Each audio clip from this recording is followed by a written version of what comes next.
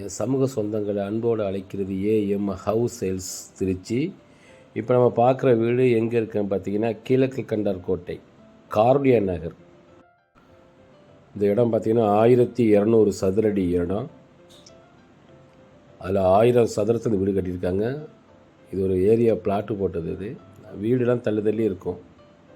நல்ல பெரிய பிளாட்டு உள்ள இடம் இது. இந்த ரோடு கூட பார்த்திங்கன்னா 30 அடி ரோடு. இது ஆனால் தார் ரோடு வந்து போடாமல் அப்படி வச்சுருக்காங்க. இவங்க வந்து இந்த வீட்டு வாசல் மரம்லாம் வச்சு சூப்பராக வச்சுருக்காங்க. கீழே ஒரு பெட்ரூமு, மாடியில் ஒரு பெட்ரூமு. இந்த வீடு விலை பார்த்திங்கன்னா 40 லட்சம் சொல்கிறாங்க. விலையும் குறைக்கு நிறைய வாய்ப்பு இருக்குது.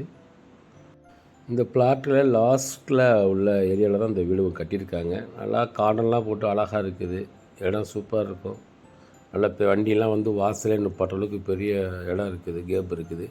இதில் காவிரி வாட்டர் இருக்குது, போரு இருக்குது. நல்ல பெரிய போர்ட்டிகோ போட்டிருக்காங்க. நல்லா கார் நிப்பாட்ட அளவுக்கு போர்ட்டிகோ இருக்குது. ஆனால் வண்டியை உள்ளே நிப்பாட்ட வேண்டியில் வெளியே நிப்பாட்டிக்கலாம். இப்போ நம்ம பார்க்குறது பார்த்திங்கன்னா எல்லாம் கொசு வலை அடிச்சிருக்காங்க. ஃபுல்லாகவே இந்த வீடு ஃபுல்லாகவே கொசு வலை ஃபுல்லாக அடிச்சிருக்காங்க. நல்லா நல்லா காற்று வந்து நல்லா அழகாக வரும். நாலா பக்கமாக ஜன்னல்லாம் நல்லா அருமையாக வச்சுருக்காங்க.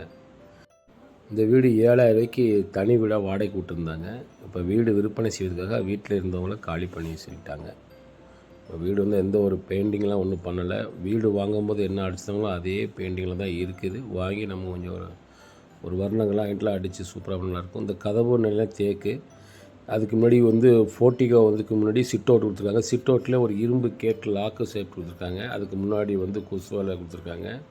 இது சிட் அவுட்டு. இது நிறைய ஜாமான் வைக்கிற அளவுக்கு இடம் இருக்குது. நல்லா பெரிய ஹாலு, நல்லா மாடலாக வந்து கட்டியிருக்காங்க. வீடு சூப்பராக இருக்கும்.